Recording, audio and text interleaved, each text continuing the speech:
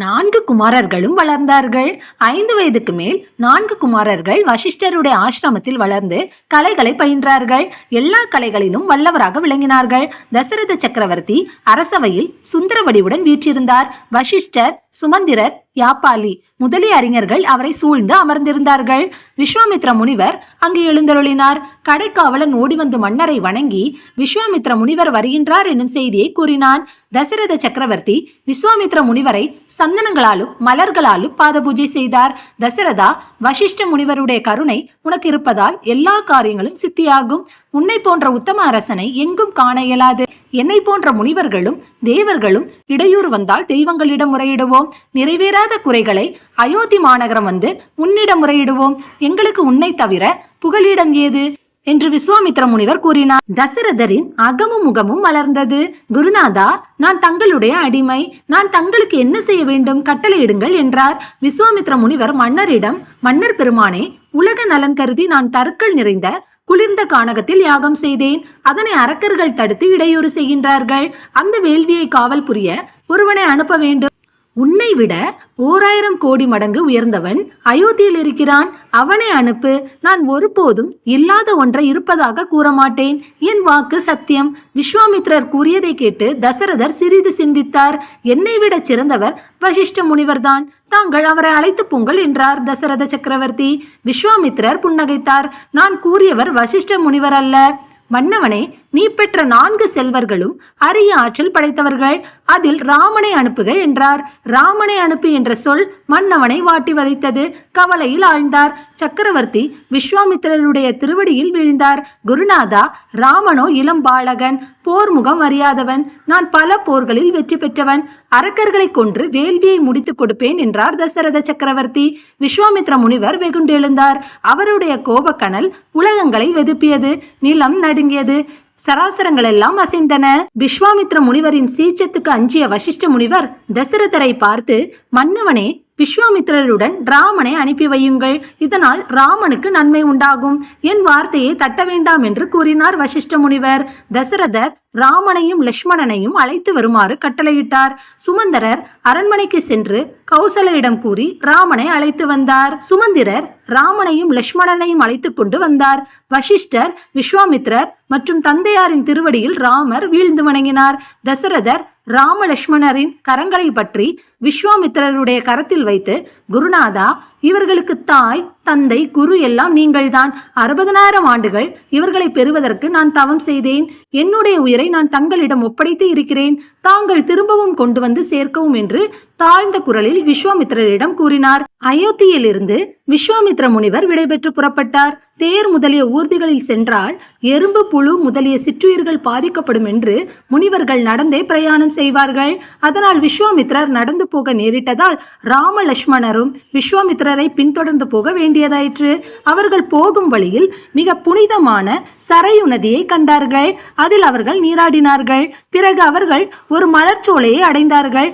அங்கு காயத்ரி மந்திரத்தை ஜெபித்து சூரியனுக்கு உபச்சாரம் செய்தார்கள். விஸ்வாமித்ர முனிவர் அசோக கொழுந்து, மாங்கொழுந்து முதலிய கொழுந்துகளை விரித்து ராஜகுமாரர்களை படுக்க வைத்தார். ராமருடைய கால் மாட்டில் லட்சுமணர் படுத்து உறங்கினார். விஸ்வாமித்ர முனிவர் ராமருடைய தலைமாட்டில் அமர்ந்து ராமரையே உற்று நோக்கி பார்த்து கொண்டிருந்தார். ராமருடைய திருமுகத்தில் கருணை வழிந்து கொண்டிருந்தது.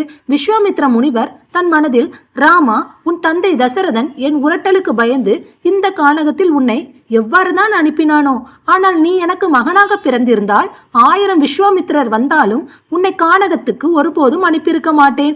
ராமா, நீ இந்த உலகில் மனிதனாக பிறந்து ஒரு சுகமும் இல்லாத இந்த கானகத்தில் வெறுந்தரையில் உறங்குகின்றாயே என்று நினைத்து கொண்டு கண் விழித்து கொண்டிருந்தார். மூவரும் விடியற்காலையில் எழுந்து நீராடி காயத்ரி மந்திரத்தை ஜெபம் செய்து புறப்பட்டு சென்றார்கள். போகும் வழியில் அவர்கள் ஒரு சிறந்த ஆசிரமத்தை கண்டார்கள். ராம லட்சுமணரை பார்த்து விஸ்வாமித்ரர், ராஜரத்தினங்களே, யாவரும் போற்றும் முழுமுதற் கடவுளாகிய சிவபெருமான் யாகம் செய்த ஆசிரமமாகும். முழுமுதற் கடவுளாகிய சிவபெருமான் தவநிலையில் நின்றதால் இந்த ஆசிரமம் மிகவும் சிறப்பு மற்றும் சக்தி வாய்ந்தது. சிவபெருமானின் யாகத்தை கலைக்க மன்மதன் முயன்றபோது சிவபெருமானின் நெற்றிக்கண்ணால் அவன் அங்கமற்றவனாய் வீழ்ந்தான். அதனால் இது அங்கதேசம் என்று அழைக்கப்படுகிறது என்று கூறினார். அன்று அவர்கள் அங்கு சிவபக்தியுடன் தங்கினார்கள். மறுநாள் ராமர், லட்சுமணர், விஸ்வாமித்ரர் ஆகிய மூவரும் புறப்பட்டு சென்றார்கள். போகும் வழியில் அவர்களுக்கு ஒரு கொடிய பாலைவனம் தென்பட்டது. அக்கானகத்தில் தாங்க முடியாத வெப்பநிலையாலும் தாகத்தாலும் ராமரும் லட்சுமணரும் வெகுவும் சிரமப்பட்டார்கள். விஸ்வாமித்ரர் ராம லட்சுமணர்களுக்கு பலை, அதிபலை என்ற 2 விஞ்ஞைகளை உபதேசித்தார். அப்பொழுது 10,000 யானையின் பலம் அவர்களுக்கு கிடைத்தது. பசி தாகங்கள் எல்லாம் மறைந்தன. ராமர் விஸ்வாமித்ர முனிவரை பார்த்து, குருவே, இக்கானகம் பாலைவனமாக இருக்க காரணம் என்னவென்று கேட்டார். அல்லது சிவபெருமானின் நெற்றிக்கண்ணால் இக்கானகம் எரிந்ததா?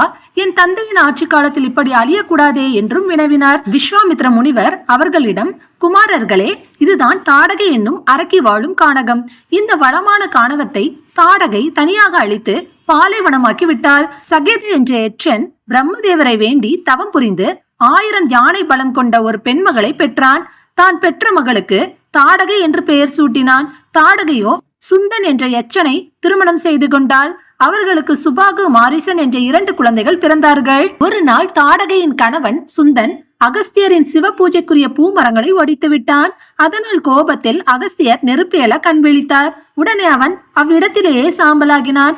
இதனை அறிந்த தாடகையும் அவளுடைய புதல்வர்களும் அகஸ்தியரிடம் தன் கணவர் செய்த குற்றத்தை மன்னிக்க வேண்டும் என்று கேட்கும் பண்பை விட்டு அசுரர்களைப் போல் கல்லும் மண்ணும் வீசி ஆரவாரம் செய்தார்கள். இதனால் சினம் கொண்ட அகஸ்தியர், நீங்கள் அசுரர்களாக போக கடவது என்று சாபம் கொடுத்தார். எச்சர்களாகிய அவர்கள் அரக்கர்களாக மாறினர். அரக்கர்களாக மாறிய பின் அவர்கள் முனிவர்களுக்கு எண்ணற்ற கொடுமைகளை செய்து கொண்டிருக்கின்றார்கள். தாடகையோ கையில் மலைப்பாம்புகளை வளையல்களாக அணிந்திருப்பாள். சூலத்தை கையில் ஏந்தி கொண்டிருப்பாள். ராமா, உலக நலன் கருதி நான் செய்யும் வேள்விகளை தடுத்து அரக்கர்கள் கெடுத்து விடுகின்றார்கள். தாடகை ராவணனின் உதவியால் எண்ணற்ற கொடுமைகளை செய்து வருகின்றாள் என்றார். தாடகை மனிதர்கள் வரும் வாசனையை மோப்பத்தால் உணர்ந்து சீறி எழுந்தாள். ராமர் அவளை பெண் என்று நினைத்து போர் புரிய தயங்கி நின்றார். விஸ்வாமித்ரர் அவர்களிடம், ராஜகுமாரா, இவள் பெண் அல்ல, அவள்தான் தாடகை. அளவற்ற கொடுமைகளை செய்பவள். முனிவர்களாகிய எங்களை கொன்று தின்னாமல் விட்டிருக்கிறாள். ஏனென்றால் நாங்கள் தவத்தால் உடம்பை வாட்டி சதைப்பற்று இல்லாமல் இருப்பதனால் எங்களை விட்டு வைத்திருக்கிறாள். ஆகையால் இவளை கொல்லுவது அறமாகும் என்றார். தாடகை ராமன் மீது சூலத்தை ஏவினாள். அதனை ராமர் பொடியாக்கினார். ராமர் தாடகை மீது சிறந்த அம்பினை ஏவினார். ராமர் ஏவிய அம்பினால் தாடகை மாண்டு விழுந்தாள். தேவர்கள் பூமலை பொழிந்தார்கள். தேவர்கள் ராமபிரானுக்கு சிறந்த பானங்களை தருமாறு பணித்தார்கள். சிவபெருமானிடம் இருந்து விஸ்வாமித்ரர் தவம் செய்து பெற்ற 500 வகையான அஸ்திரங்களையும் அதனை திருப்பி அழைக்கின்ற உபசம்மாரங்களையும் ராமருக்கு முனிவர் உபதேசித்து அருளினார். ராமரால் விஸ்வாமித்ரர் அடைந்த பயனை காட்டிலும் விஸ்வாமித்ரரால் ராமர் அடைந்த பயன் 90% மூவரும் கோமதி என்ற நதி சரையு நதியில் கலக்கும் சங்கமத்தில் ஓர் இரவு தங்கினார்கள். அந்த நதியின் பெருமைகளை முனிவர் ராமருக்கு கூறி அங்கிருந்து புறப்பட்டு சித்தாசிரமத்தை சேர்ந்தார்கள். அந்த ஆசிரமம் மங்கேரின் உள்ளம் போல் மிகவும் தூய்மையாக இருந்தது. திருமால் அங்கு பலகாலம் தவம் செய்தார். அப்பொழுது மகாபலி சக்கரவர்த்தி மிக்க வலிமையுடன் விண்ணுலகத்தையும் மண்ணுலகத்தையும் கவர்ந்து கொண்டான். திருமால் அத்திதி வயிற்றில் 1000 ஆண்டுகள் கருவிருந்து வாமன மூர்த்தியாக அவதரித்தார். மகாபலி நடத்திய யாகத்திற்கு சென்ற வாமனர் அவரிடம் 3 அடி மண் கேட்டார். அதற்கு மகாபலியும் ஒப்புக்கொண்டார். 1 அடியால் பூமியையும் மற்றொரு அடியால் ஆகாயத்தையும் அளந்த வாமன பெருமாள் 3வது அடியை எங்கே வைக்க என்று கேட்டார். அதற்கு மகாபலி 3வது அடியை தன் தலையில் வைக்கும்படி பணித்து நின்றார். அவர் தலையில் கால் வைத்து பாதாளத்திற்குள் தள்ளினார் மகாவிஷ்ணு. ராஜகுமாரா, இத்தகைய பெருமைக்குரிய வாமனமூர்த்தி அவதரித்த இடம்தான் இது. மிகவும் புனிதமானது என்றார் முனிவர். அந்த சித்தாசிரமத்தில் பாம்பும் கீரியும் மயிலும் பாம்பும் பகையின்றி ஒன்றுபட்டு இருந்தன. மாமுனிவர் அவர்களிடம், ராமா, இனி நான் யாகத்தை தொடங்குவேன். தாடகையின் அரக்கர்களை வதைத்து யாகத்தை நிறைவேற்றுவாயாக என்று கூறி யாகத்தை தொடங்கினார். முனிவர்கள் பலர் யாகத்துக்குரிய திரவியங்களை சேகரித்து தந்துதவினார்கள். வேத மந்திரங்களுடன் வேள்வி தொடங்கப்பட்டது. ராமர் யாகசாலையில் தெற்கு வாசலிலும் லட்சுமணர் வடக்கு வாசலிலும் வில்லேந்தி நின்று காவல் புரிந்தார்கள். தாடகையின் மக்களாகிய சுபாகுவும் மாரிசனும் 1000 அரக்கர்களுடன் வந்தனர். அந்த அரக்கர்கள் மாமிசத்தையும் கல்லையும் மண்ணையும் எரிந்து ஆரவாரம் செய்தார்கள். ராமர் சரக்கூடம் கட்டி யாகத்தில் தீய பொருட்கள் விழாத வண்ணம் செய்தார். சுபாகுவை ஒரு சிறந்த அம்பினால் ராமர் கொன்றார். மாரீசன் மீது ஒரு அம்பை ஏவினார். ஆனால் அந்த அம்பு கடலில் எரிந்தது. அவன் பாதாள உலகம் போய் ராவணனுடைய உதவி பெற்று உயிர் பெற்றான். ராமரும் லட்சுமணரும் அரக்கர்களை வதைத்து மாய்த்தனர். தேவர்களின் யாகம் 5 நாட்கள் நடந்தது. யாகம் எவ்வித தடங்களுமின்றி நிறைவேறியது.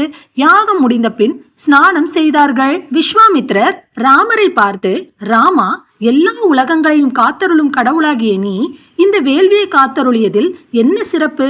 உன் புகழ் ஓங்குக என்று கூறினார்.